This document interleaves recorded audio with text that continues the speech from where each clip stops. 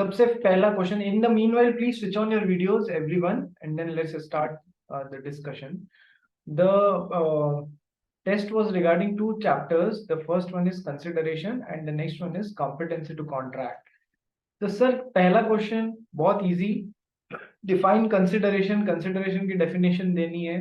State the characteristics of a valid consideration under the Indian contract act. तो sir आप characteristics बोल लो, चाहे legal rules बोल लो, चाहे असेंशियल एलिमेंट्स बोल लो, सबका एक ही मतलब है यहाँ पर. ठीक है. तो state the characteristics of a valid consideration under the Indian contract act. तो सर कंसिडरेशन डिफाइन कर दिया. ठीक है. इसमें साथ में जो ड्राफ्ट आंसर्स हैं इसमें एक पॉइंट और जोड़ लेना कि sir consideration is based on the premise of quid pro Q, that is something in return. ये जरूर डाल देना. ठीक है.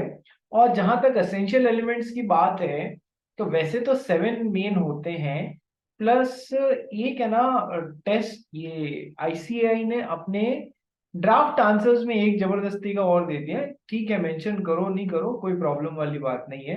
ये लास्ट वाला कि कंसिडरेशन का मतलब होता है किसी के लिए बेनिफिट, प्रॉफिट, राइट, इंटरेस्ट, और किसी दूसरे के लिए कोई लॉस, डेट्रीमेंट, ऑब्लिगेशन, रिस्पॉन्सिबिलिटी. ठीक है. ये तो सभी consideration, quid pro Q, that is something in return. तो मेरे ख्याल से पहले क्वेश्चन में किसी को कोई प्रॉब्लम नहीं होनी चाहिए. क्या किसी को कोई प्रॉब्लम है फर्स्ट क्वेश्चन में? सर हाँ? इसमें इन कैरेक्टरिस्टिक्स को एक्सप्लेन करने की कोई ज़रूरत नहीं है. है ना. ये जस्ट एक है ना, वो कहते हैं आपको एक इंडिकेशन है, ये कोई प्रॉपर ड्राफ्टेड आंसर नहीं है. ठीक है. आपको दो दो लाइन हर एक के बारे में लिखनी पड़ेगी. आपको दो दो लाइन हर उसके लिए एक्सप्लेनेशन देना पड़ेगा कि ये पॉइंट क्या है. समझ गया शिरिन? सर ठीक है. हाँ रिया जी बोलो. सर 5 मार्क का क्वेश्चन है तो ये पॉइंट 5 मार्क का क्वेश्चन है, 5 मार्क्स का. हाँ तो पॉइंट कितने हाथों के साथ लिखना रिया एक्सप्लेन जोर से करना बोल. थोड़ा सा जोर से बोल. I am not able to hear you. और पहले वीडियो भी ऑन कर. सब जने वीडियो ऑन करो. है. मैं बोल रही हूँ 7 पॉइंट्स है तो 5 मार्क्स के लिए 5 पॉइंट्स ही लिखना है या फिर हाथों के साथ नहीं लिखना है. नहीं नहीं नहीं. ये बात मैं पहले भी क्लियर कर चुका हूँ कि सर 5 मार्क्स का है तो मैं तो 5 पॉइंट ही लिखूंगी. ये बिल्कुल मत सोचना. देखो इसमें दो पोर्शंस हैं. सबसे क्वेश्चन में दो पोर्शंस है. एक तो आपको कंसिडरेशन को डिफाइन करना है, दूसरा सर आपको उसके कैरेक्टरिस्टिक्स बताने हैं. तो क्या बोलूं रिया, यदि मैं कि मैंने कंसिडरेशन को डिफाइन करने के लिए रख लिया 1.5 मार्क्स, और तुम्हारे जो कैरेक्टरिस्टिक्स थे उसके लिए 3.5 मार्क्स रखे. कैसे? कि सर 7 कैरेक्टरिस्टिक्स को डिफाइन कर, नेम करने और डिफाइन करने के लिए 3.5, हर एक के लिए 0.5 मार्क्स. तो यदि तू 5 के पीछे 5 ही मेंशन करती, तो तू अपना एक नंबर तो खुद ही अपनी इस बेवकूफी में छोड़ के आ गई कि है ना 5 नंबर के लिए मैं तो 5 ही एक्सप्लेन करूंगी. अपने को बाइफरकेशन पता नहीं है कि एग्जामिनर ने किस हिसाब से या आईसीआई ने किस हिसाब से इन दो पोर्शंस को बाइफरकेट किया, इसलिए अपन रिस्क नहीं लेंगे. क्या ये बात समझ में आ गई? रिया क्या ये बात समझ में आ गई? Yes sir yes. ठीक है. ये हर बार किसी न किसी हर बैच में डाउट आता है, और ये वाजिब भी है. आप लोग गलत नहीं हो, आप ये डाउट पूछते हो तो, बट अपने को सीखना है इस चीज से कि यदि 7 नंबर का है और मान लो माइनर का पॉइंट आया, फॉर एग्जाम्पल माइनर का पॉइंट आया, सर माइनर में अपन ने 15 पॉइंट पढ़े हैं, मान लो 7 नंबर के लिए आया, तो तुम तो महाशय की तरह 7 पॉइंट्स ही मेंशन करके आ जाओगे, जबकि अपन ने माइनर के कंटेक्स्ट में 15 बातें पढ़ी है. अब सर सवाल ये आया, अपने को करीब करीब कोशिश रखनी है अपने को सारी मेंशन करने की. सवाल ये आया कि इतना टाइम नहीं है सर हमारे पास में, तो आप एक काम करना, 15 की लिस्ट तो दे सकते हो, और फिर जितना टाइम मिले, जितना अप्रोप्रिएट टाइम लगे उतने एक्सप्लेन कर देना. बात समझ गए? ठीक है. वहां पर एडजस्टमेंट मारना, पर एक बार बताना जरूर एग्जामिनर को कि मेरे को आता है भाई, आई नो एवरीथिंग. ठीक है. चलो. अब और किसको डाउट है? मंशा बोलना. कोई डाउट एक मिनट तेरी तरफ भी आता हूँ. मंशा बोल. सर आपने ड्राफ्ट आंसर्स में जो पॉइंटर्स है उसको एक्सप्लेन नहीं किया है, अगर अरे करेंगे हाँ, मैं वो शुरुआत में ही बता चुका हूँ कि सर मैंने तो ड्राफ्ट आंसर्स टाइप करते हुए एक्सप्लेन नहीं किया. तुमको लिखने हैं दो दो लाइन हर एक पे. ठीक है, मैंने शॉर्टकट मारा है, तुम मत मारना। और ये बात मैं पहले भी बता चुका हूँ, और ये तो शायद टेस्ट में किसी ने पूछ भी लिया था कि है ना सर एक्सप्लेन भी करना है क्या, या पॉइंटर्स लिखे। मैंने वहां पर भी बोला था एक्सप्लेन करना है। ठीक है, ये केवल तुमको इंडिकेशन के लिए मैंने ड्राफ्ट आंसर्स बनाया है। बात समझ गई? हाँ। ठीक है, चलो नेक्स्ट। देव पासारी बोल, क्या हुआ?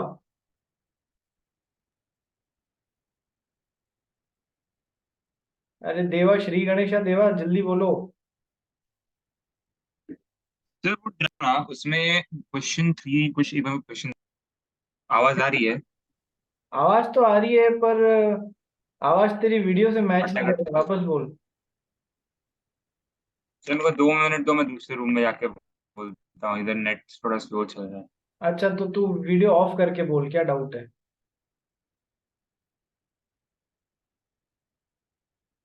झील मैडम, ध्यान इधर रखो, बार बार डिस्ट्रैक्ट मत हो। ठीक है, झील तैयारी करके बैठी है किसी शादी में जाने की। चलो देव पासारी बोल, नहीं तो फिर मैं झील की तरफ बढ़ूं। सर जो था ना, क्या, कौन सा क्वेश्चन?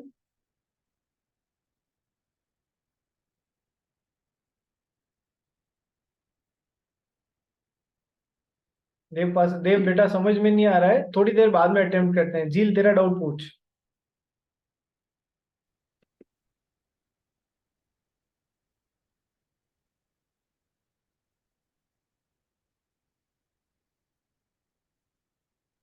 झील, सुनाई नहीं दे रहा है?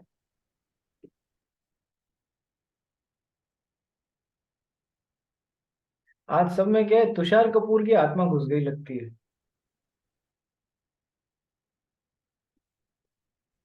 सर मेरी आवाज आ रही है अभी? हाँ, अब आ रही है बेटा, बिल्कुल आ रही है।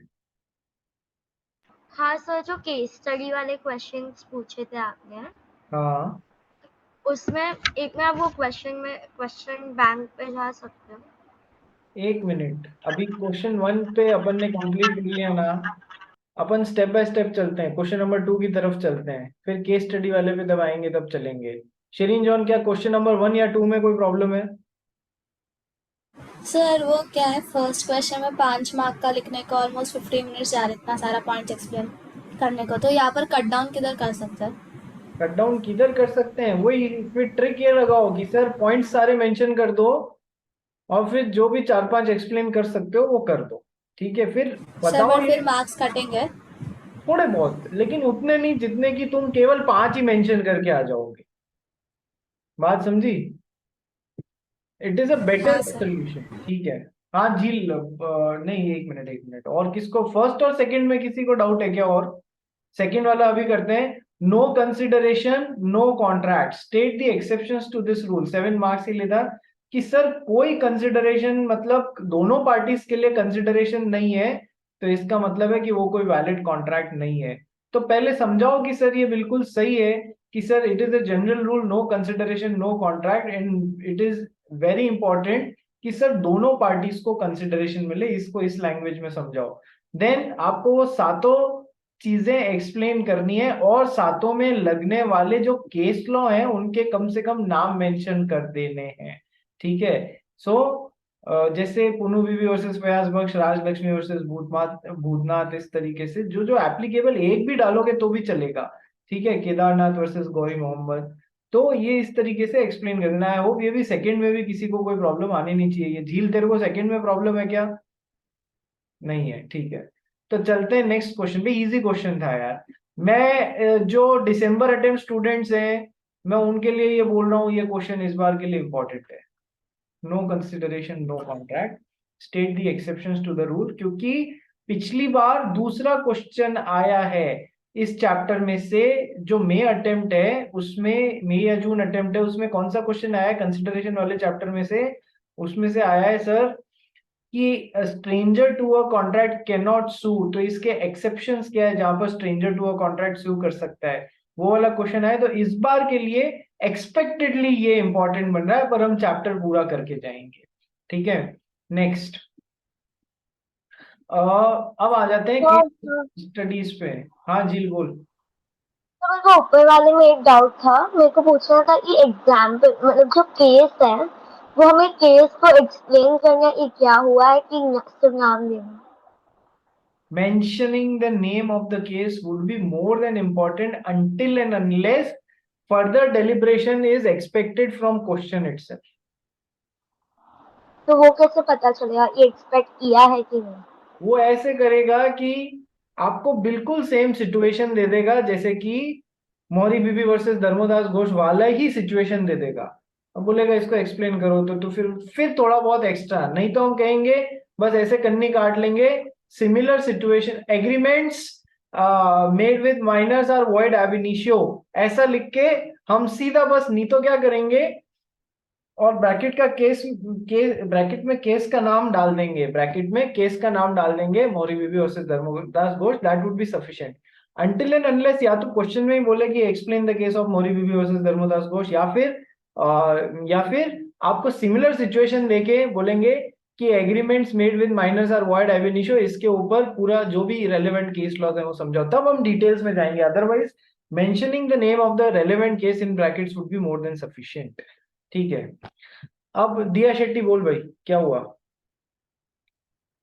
सर जैसे कि लाइक कुछ पॉइंट्स है जैसे कि एजेंसी बेलमेंट, तो उस सब में इतना एक्सप्लेनेशन नहीं है, तो उसमें बस नाम लिखेंगे तो चलेगा? नहीं नहीं यार, बिल्कुल एजेंसी जो है थोड़ा इतना ही लिख दे, no consideration is required to create an agency, a contract of agency. ठीक है, इतना एक डेढ़ लाइन तो लिख यार, खाली मत छोड़। ठीक है। ओके। झील वापस प्रॉब्लम है क्या? हाँ बोल, क्या हुआ?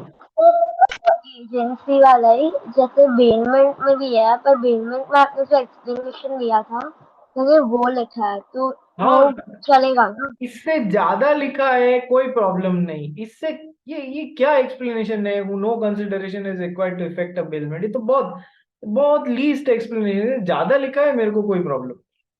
ठीक है, एकदम ही बहुत ज्यादा कि तुमने पैराग्राफ के पैराग्राफ भर दिए हो जहां पर एक लाइन की या दो लाइन की रिक्वायरमेंट हो, वो मत करना। देव पासारी, क्या हुआ? सर अगर तीन ये लैंडमार्क केस है क्वेश्चन 2 में, जैसे एक जगह पे 3 लैंडमार्क केस है ना, हाँ। तो अगर मैंने 3 में से सिर्फ एक लिखा है तो फिर कुछ गड़बड़ कर दिया है कि सही है, कुछ सफिशिएंट है, फर्क? सफिशिएंट है, सफिशिएंट। एंड अगर मैं एक जगह भूल गया, मैं जैसे बेलमेंट में भूल गया लैंडमार्क केस लिखना, हाँ, तो वो गलत है हो गया कि सही है? मतलब बेलमेंट में कौन सा लैंडमार्क केस था भाई? Sorry, charity charity charity charity charity में भूल में गया मैं लैंडमार्क केस। तो मिनिमल जो भी नंबर है वो कटेंगे। कितना अप्रोक्सीमेट से कटेगा? अरे यार, तू खुद डिवाइड करके देख लेना। अब जैसे सबसे पहले तो 7 मार्क्स का है, ठीक है, इसमें 7 पॉइंटर्स हैं, पर ये कोई सातों बट के एक एक नंबर है ये बात नहीं है। ठीक है, कम से हाँ, कम इस रूल को एक्सप्लेन करने के लिए 1-1.5 नंबर रखा जाएगा, बाकी के 5 नंबर जो भी है इनमें 7 में 5 या 5.5 नंबर डिवाइड कर लेंगे। अब उस 5 मतलब जो 7 पॉइंट्स के लिए 5 मार्क्स हैं, तो जो भी प्रोपोर्शन बनेगा, ठीक है, उसमें उसमें कुछ पोर्शन केस लॉस का भी होगा उन मार्क्स में। से फॉर एग्जाम्पल आधा नंबर, से फॉर एग्जाम्पल, या 0.25 नंबर, तो ये प्रोपोर्शनेट बातें हैं। मैं कोई तेरे को एकदम एग्जैक्टली वैसे कैलकुलेट करके नहीं देने वाला हूँ, मेरे पास में इतना टाइम नहीं है, देख मैं तेरे को क्लियर बोलता हूँ। ठीक है, बट तेरे को मेथडोलॉजी मैंने समझा दिया कि सर उस पॉइंट के अंदर ही जो भी मार्क्स है उसी में केस लॉ के भी मार्क्स होंगे। ठीक है। ठीक है। और सर अभी क्वेश्चन 3 में भी एक डाउट है, वो अभी हाँ आपने बोल ना, पूछा। बोल बोल बोल बेटा बोल। क्वेश्चन 3 में मतलब ये लोग ने ना ड्राफ्ट आंसर में कहीं भी ऐसे मेंशन नहीं किया कि वो बंदा अनसाउंड माइंड का था। अरे मतलब मैंने लिखा है, बट ये मैं क्या बोल है रहा हूँ क्वेश्चन में, ये क्या है क्वेश्चन बट वो में? वर्ड रहना जरूरी है ना, आप ही ने बोला था कि वो वर्ड लॉ में वर्ड्स रहना जरूरी है अरे इसलिए। लॉ में तुम्हारे आंसर में वर्ड रहना जरूरी है, आंसर में। हाँ, क्वेश्चन तुम्हें हिंट दे रहा है तो तुमको वो टर्मिनोलॉजी यूज करनी है। नहीं नहीं, क्वेश्चन तो हिंट दे रहा है बट ये लोग के ड्राफ्ट आंसर में नहीं है, मैं ऐसा बोल रहा अरे हूँ, मैंने हाँ, लिखा है। वो कोई टेंशन वाली बात नहीं है। ठीक है, अब hmm claim for necessaries supply to person incapable of contracting, कौन होते हैं इनकेपेबल ऑफ कॉन्ट्रैक्टिंग? सर एक तो होते हैं माइनर, एक होते हैं ऑफ अनसाउंड माइंड। होते हैं या नहीं होते हैं? ठीक है, तो सर आपको है ना, कोशिश करो कि आप वो अनसाउंड माइंड वाला वर्ड यूज करो, बात समझा? ठीक है, कोशिश करो कि आप लोग वो अनसाउंड माइंड वाला टर्म यूज करो। मैं आपको ड्राफ्ट आंसर्स में कोई एग्जैक्टली ड्राफ्ट करके नहीं, मैं बस आपको रास्ता दिखा रहा हूँ कि ये इस तरीके से होना चाहिए। शिरिन जॉन में तो सर हाँ देव बोल। ये क्वेश्चन 3 में जो इन लोगों ने ड्राफ्ट आंसर में जो दिया है, हम लोग को और थोड़ा एक्सप्लेन करके लिखना है ना ये उससे। जस्ट केवल तो सबसे पहली बात तो मैंने तुमको फॉर्मेट सिखाया ना ड्राफ्ट आंसर्स को, जो केस स्टडी बेस्ड क्वेश्चंस हैं उनको आपको पार्ट 1 2 3 में आंसर करना है, किया या नहीं किया उसमें? हाँ ठीक है, किया। तो वैसे ही करना है। मैंने केवल तुमको जो प्योर चीज थी ना, प्योर मतलब जो तुमको जानने की जरूरत थी वो बता दी है हाँ मैंने तुमको। ठीक है, मैं पार्ट 1 पर एक होना पार्ट 1 पार्ट 2 पार्ट 3 में चाहिए। पार्ट 1 में प्रोविजन एंड एनालिसिस होना चाहिए, पार्ट 2 में आपके ये फैक्ट्स ऑफ द केस होना चाहिए, और पार्ट 3 में आपके कंक्लूजन होना चाहिए। ठीक है, तो आपको हाँ आंसर उस तरीके से करना है, नंबर 1। नंबर 2, अब बोल तेरा डाउट क्या है?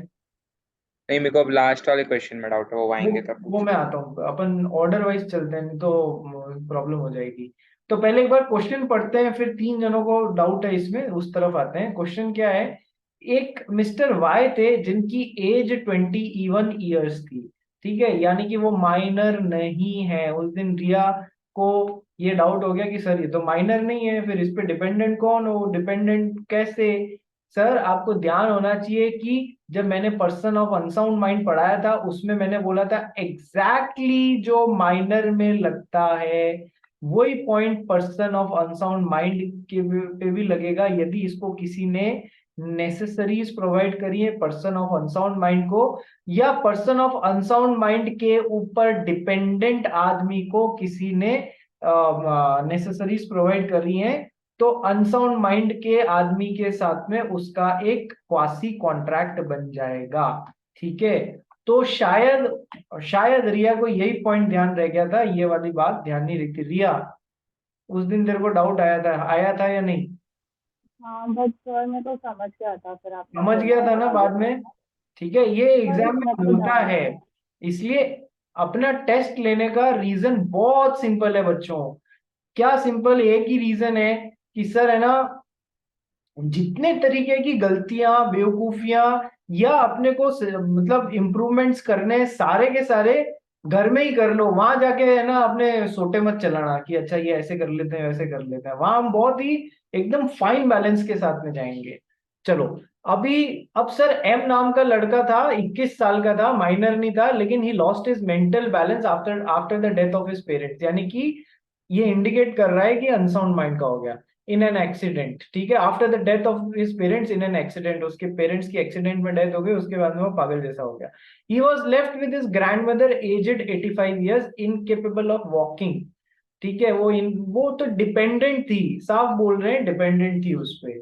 Mister M their neighbour out of pity started supplying food and other necessaries to both of them.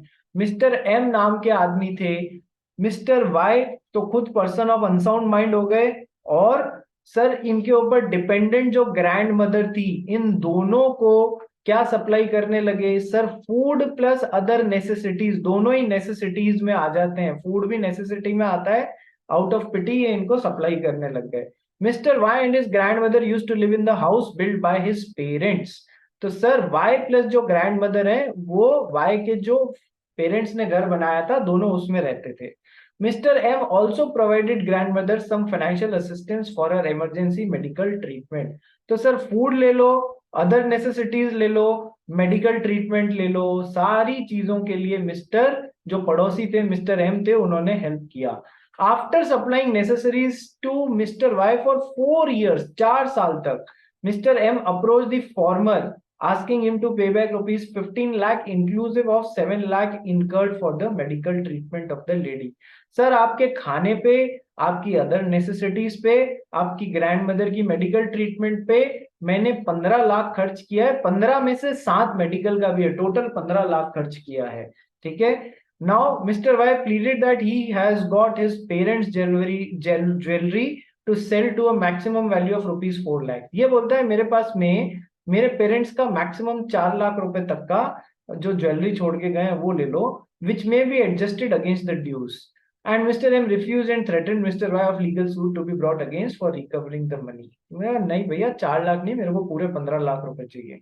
ठीक है. Now you are to decide upon based on the provisions of Indian Contract Act. अब questions ये आते हैं. देखो साफ पढ़ के तुमको पता लग रहा है कि ये क्वेश्चन किस पे है कि सर जो इनकम्पिटेंट टू कॉन्ट्रैक्ट लोग हैं, इनकॉम्पिटेंट टू कॉन्ट्रैक्ट लोग हैं, उनको यदि सर कोई necessities as to life provide करा दी गई है, और या फिर डिपेंडेंट को, उनको या डिपेंडेंट को कोई necessities as to life provide करा दी गई है, तो वो जिसने प्रोवाइड कराई है और जो इनकम्पिटेंट पर्सन है उसके बीच में वर्ड क्या आना चाहिए. मैंने उस दिन भी आपको बोला था कि सर वर्ड क्वासी कॉन्ट्रैक्ट बन जाता है, ये आना चाहिए. दूसरा कीवर्ड, एग्जामिनर क्या कीवर्ड देखेगा? एग्जामिनर बेटा ये कीवर्ड्स देखेगा. सबसे पहले persons who are incompetent to contract, second dependent upon persons who are incompetent to contract, third keyword quasi contract. Dev Pasari इधर ध्यान दे दे. Third keyword quasi contract.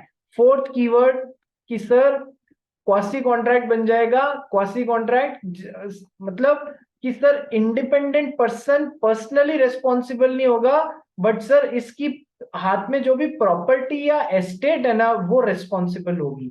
तो ये कुछ कीवर्ड्स एग्जामिनर आपके एग्जाम में देखना चाहता है. ठीक है रे, सबको समझ आ गया? ईशा बांगड़, कनक देव, शेट्टी, पुलकित दूत, मान्यमी जैन. Yes sir. ठीक है, चलो आगे. नेक्स्ट कि सर अब वो पैसा वसूल पाएगा या नहीं, कि सर 4 लाख रुपए तो क्लियरली विजिबल है कि सर 15 लाख में से वो 4 लाख रुपए तो क्लियरली वसूल पाएंगे. ठीक है, पर सर आपने शायद क्वेश्चन थोड़ा सा और ध्यान से पढ़ते ना तो एक तो आपको और क्लैरिटी मिलती कि सर उन्होंने, जो मिस्टर वाई है, उन्होंने अपने पेरेंट्स से उनका घर भी इनहेरिट किया है. ठीक है सर, आफ्टर सप्लाइंग नेसेसरी, नहीं क्या कहां पर है, कहां पर है फाइनेंशियल असिस्टेंस, ये रहा. Mister Y and his grandmother used to live in the house build by his parents. तो सर घर किसको मिलेगा रे? घर भी तो इन्हीं लोगों को मिलेगा. और आप एक चाहो, आपको इसमें कोई डाउट है कि क्या पता पेरेंट्स ने घर किसी और के नाम कर दिया हो, तो आप लिख देना अज्यूमिंग. अजम्पशन भी डाल सकते हो कि अज्यूमिंग की घर इन्हीं लोगों द्वारा इनहेरिट किया गया है. तो sir mister Y personally responsible नहीं होते हैं, उनके पास में जो प्रॉपर्टी या एस्टेट है उससे क्वासी कॉन्ट्रैक्ट का पैसा वसूला जा सकता है. तो सर अज्यूम करते हुए कि घर उन्हीं के नाम किया गया, पैसा वसूला जा सकता है. और यदि घर उनके पूरा 15 लाख रुपए वसूला जा सकता है, और मतलब अज्यूमिंग कि घर की वैल्यू 15 लाख रुपए है तो बाकी का पैसा भी वसूला जा सकता है. और यदि घर की वैल्यू 15 लाख रुपए तक नहीं है तो कम है, तो उस कम तक वसूला जा सकता है. और तीसरी बात कि सर यदि घर उसके नाम नहीं किया गया तो फिर केवल 4 लाख ही. ठीक है, ऐसे आप पूरा डिटेल में भी एक्सप्लेन करना चाहो उसमें भी कोई दिक्कत नहीं है, आप बिल्कुल कर सकते हो. ठीक है, लेकिन यदि आप ये बोलोगे कि केवल 4 लाख रुपए, तो आपका आंसर अधूरा माना जाएगा. You need to put some light, क्योंकि यहाँ पर हिंट दिया हुआ है कि सर घर भी, ये फिर लाइन क्यों आई यहाँ पर? ये आपको सोचना पे मजबूर करना चाह रहे हैं कि उनके पास में एक एस्टेट या प्रॉपर्टी और भी थी.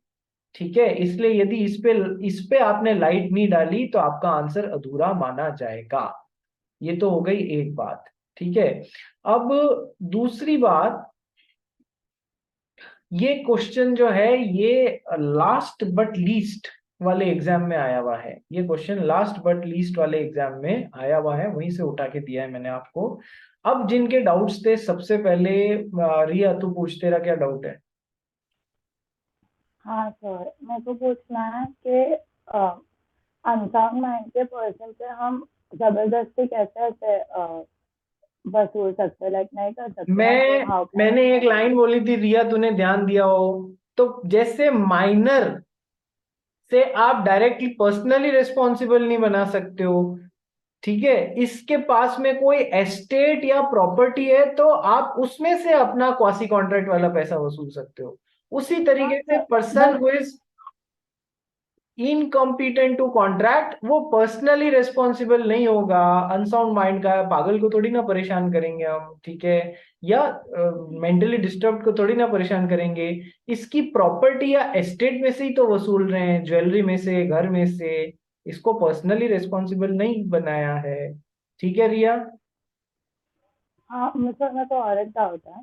हाँ बोलना। ये उसने उसको लोन दिया, उसको 4 साल हो गए, तो क्या 3 साल जिसपे, तक ही हम तेरी आवाज क्लियर नहीं आ रही, थोड़ा पास आके बोल, डिवाइस के पास आके बोल। हाँ सर, अभी सुनाई दे रहा है?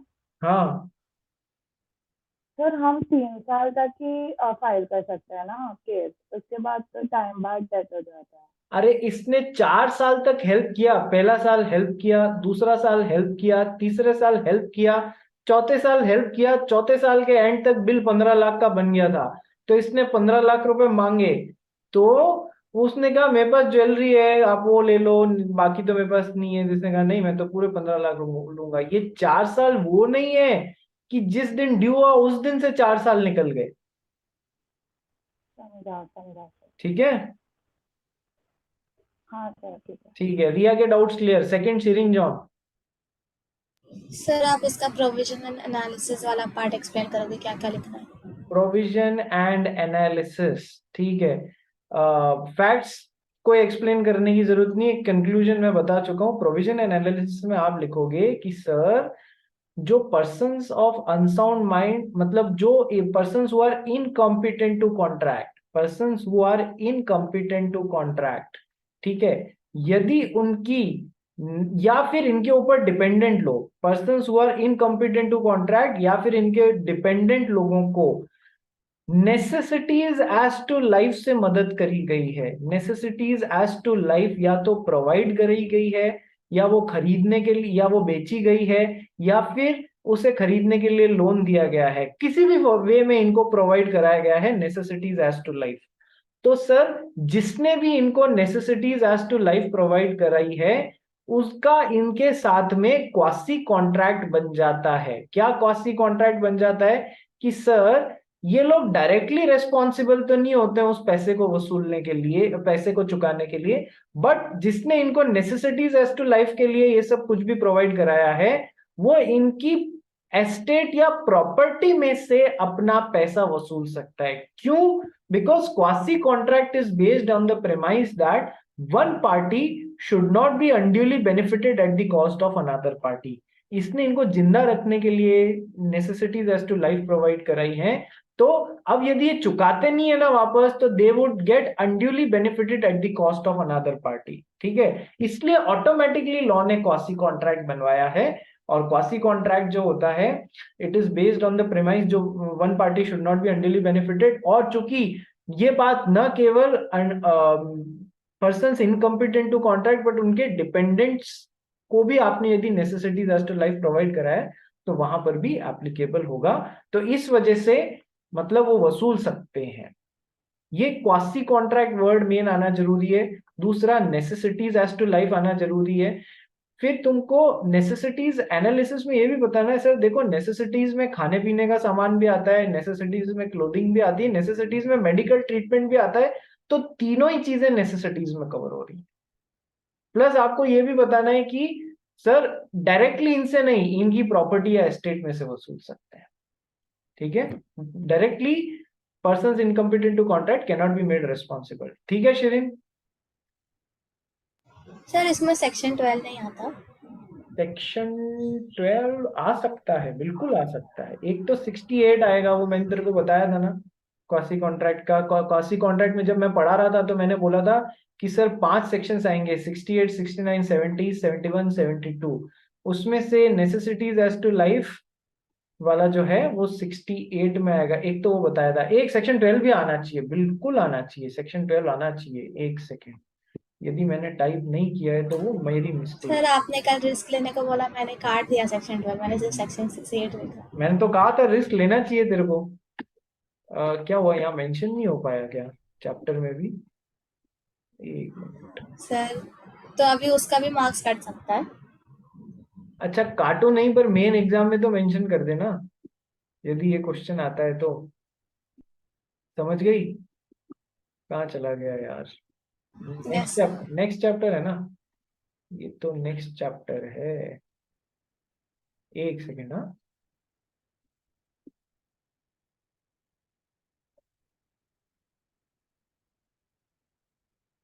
मीनिंग सेक्शन 12 तो हो गया। अनसाउंड माइंड का बिल्कुल आ सकता है पर्सन। सेक्शन 12 है कि अनसाउंड माइंड का आदमी कौन होता है। सेक्शन 12 ये है, person is said to be of sound mind. आ सकता है बट ठीक है। ज्यादा इंपॉर्टेंट कौन सा सेक्शन था रे इधर? सेक्शन 68 था, तू भी समझ सकती है। ठीक है, चलो नेक्स्ट। झील बोल भाई, तेरा क्या डाउट्स है?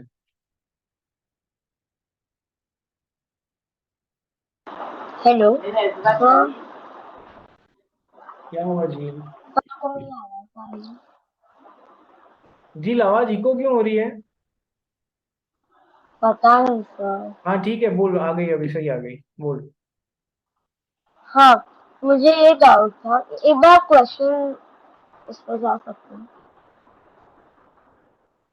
हाँ, तो इसमें मैंने लिखा है कि what is the maximum amount of money that can be recovered by mister M. इसका हाँ, आंसर ऑलरेडी क्वेश्चन में दिया है, व्हिच इज 4 लाख।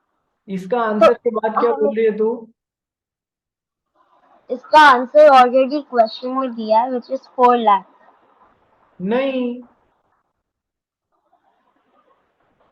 इसका आंसर ऑलरेडी क्वेश्चन में दिया है। क्वेश्चन तो तुम्हें फुद्दू बनाने की कोशिश कर रहा है, तो तुम बनोगे क्या?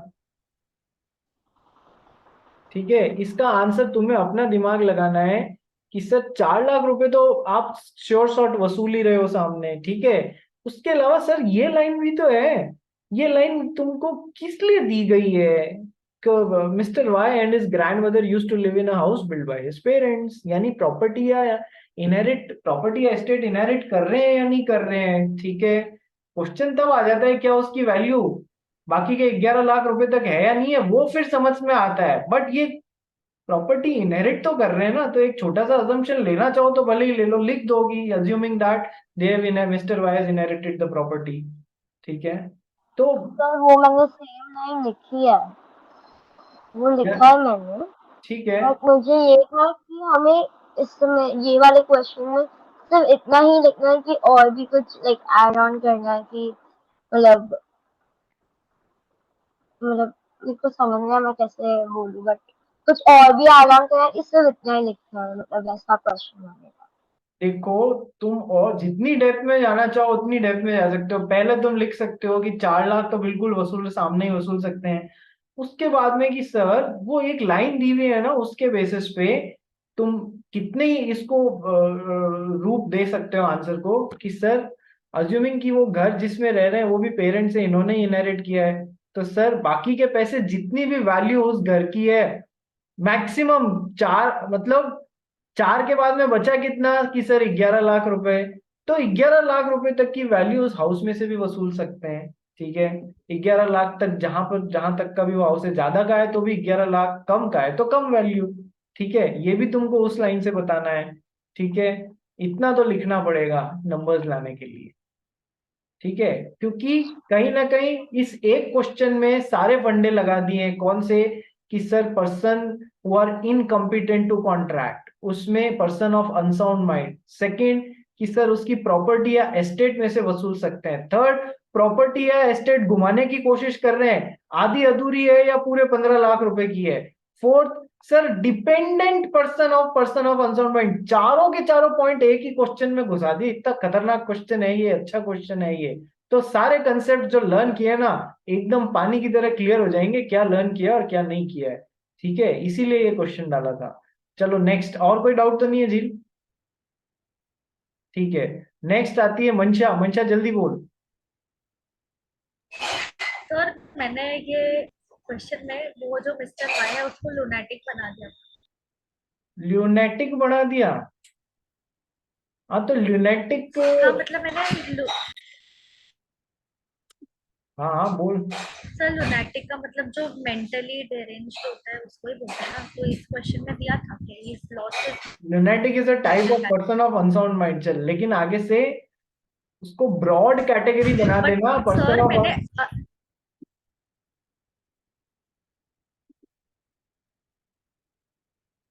मंशा क्या हुआ? सर हाँ सर मैंने अभी लिखा है कि वो कॉन्ट्रैक्ट सिर्फ तभी बना सकता है जब वो साउंड माइंड का हुआ हो। हाँ एंड मैंने ये भी लिखा है कि अग्रीमेंट आर वॉइड अगर वो अनसाउंड माइंड का, मैंने ऐसा भी लिखा है, बट मैंने उसको लुनेटिक बना दिया तो मार्क्स कटेंगे। देख, there are very many types of person of unsound mind. One is lunatic, one is idiot, one is drunken. ठीक है? How do you know that he was lunatic? Sir because lunatic का definition is कि ही the person is mentally डेरेंज्ड, और इसमें दिया था कि he has lost his mental. ठीक है, तो इसलिए तो उसको lunatic बना दिया। तो क्या वो शुरुआत से lunatic था, हाँ या फिर है ना कोई इवेंट होने पे lunatic हो गया? नहीं, कोई इवेंट हुआ है।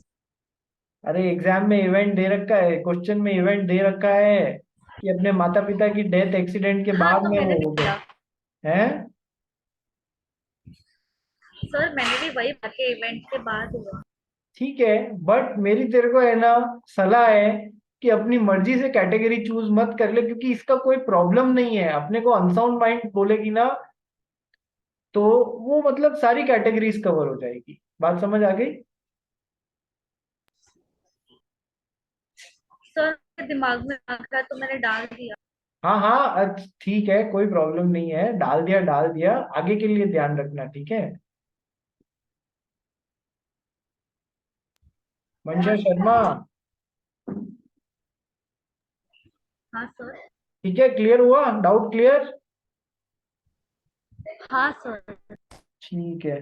अच्छा, सब जने वापस सेम लिंक पे रिज्वाइन करो, टाइम खत्म हो रहा है इसलिए, बी क्विक, सेम लिंक पे रिज्वाइन करो।